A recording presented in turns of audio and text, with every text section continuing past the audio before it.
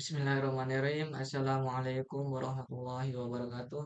Alhamdulillahirabbil alamin wa bihi nasta'in wa ala umurid dunya waddin wassalatu wassalamu ala asrofil anbiya'i wal mursalin sayyidina Muhammadin wa ala alihi wa sahbihi ajmain. Pada kesempatan kali ini, kelompok kami akan yang mana menjelaskan kecerdasan buatan. Sebelum itu, saya akan memperkenalkan diri. Nama saya Naufal Arkan Hadi Putra, Teknik Informatika kelas A. Dan ada rekan-rekan saya yang akan menjelaskan pemateri tersebut.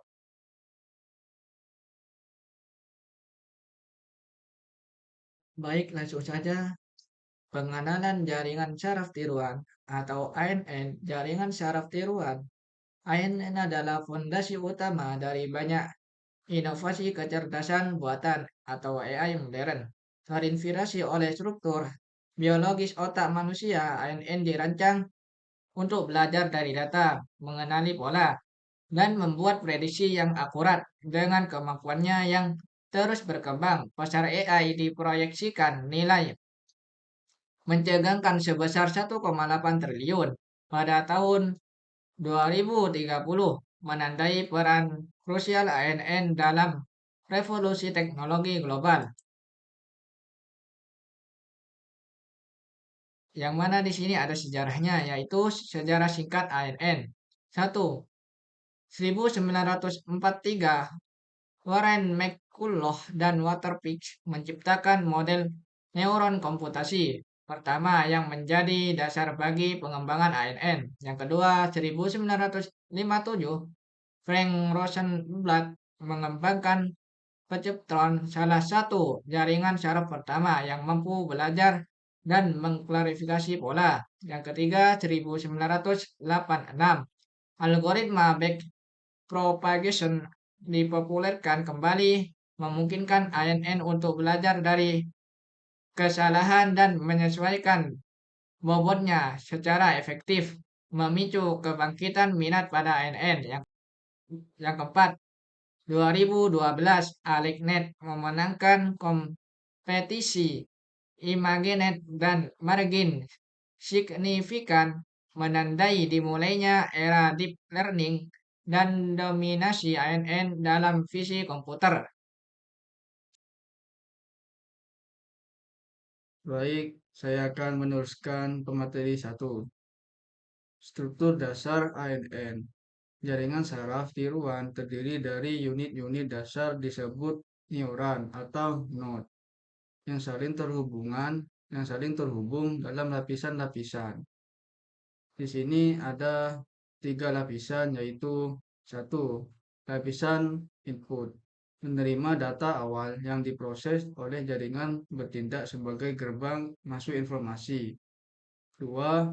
Lapisan tersembunyi atau hidden layer, tempat terjadinya pemrosesan informasi yang kompleks. Jaringan dapat memiliki satu atau bahkan puluhan lapisan tersembunyi.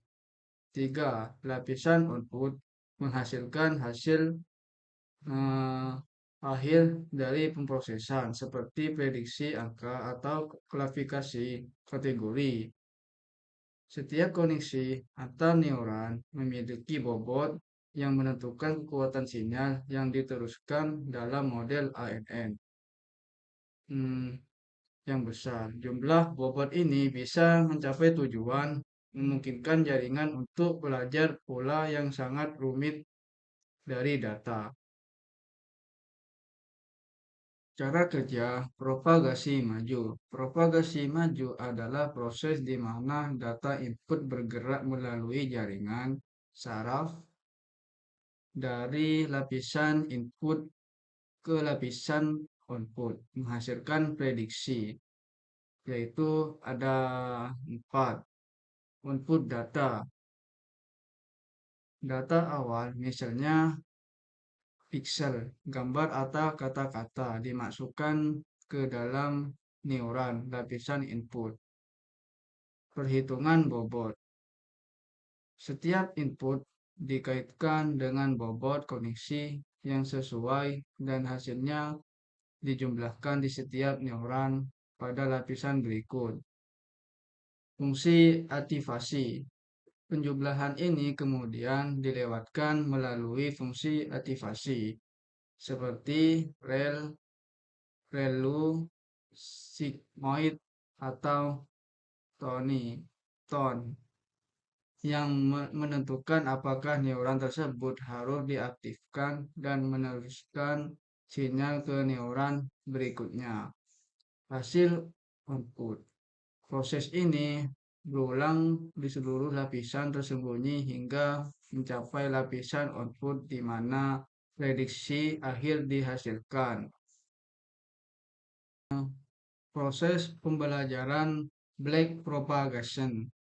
ANN belajar untuk membuat prediksi yang lebih baik melalui proses yang dibuat back propagation.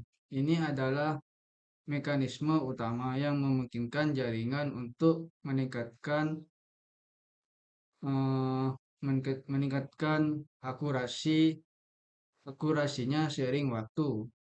Prediksi awal. Jaringan membuat prediksi berdasarkan input yang diberikan. Iterasi proses ini diulang ribuan bahkan jutaan kali hingga jaringan mencapai tingkat akurasi yang diinginkan. Hitung kesalahan atau loss. Kesalahan atau loss dihitung dengan membandingkan prediksi jaringan dengan target atau nilai sebenarnya. Propagasi balik. Algoritma backpropagation menghitung seberapa besar seberapa besar kontribusi setiap bobot terhadap kesalahan yang terjadi.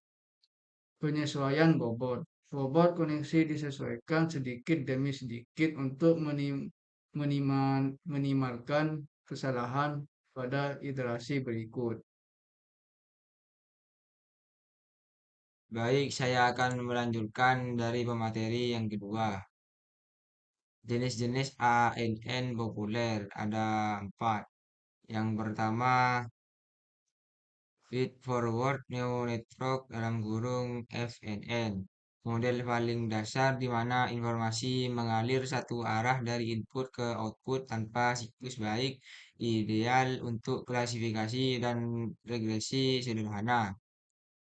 Yang kedua, Convolutional and Neural Network atau CNN.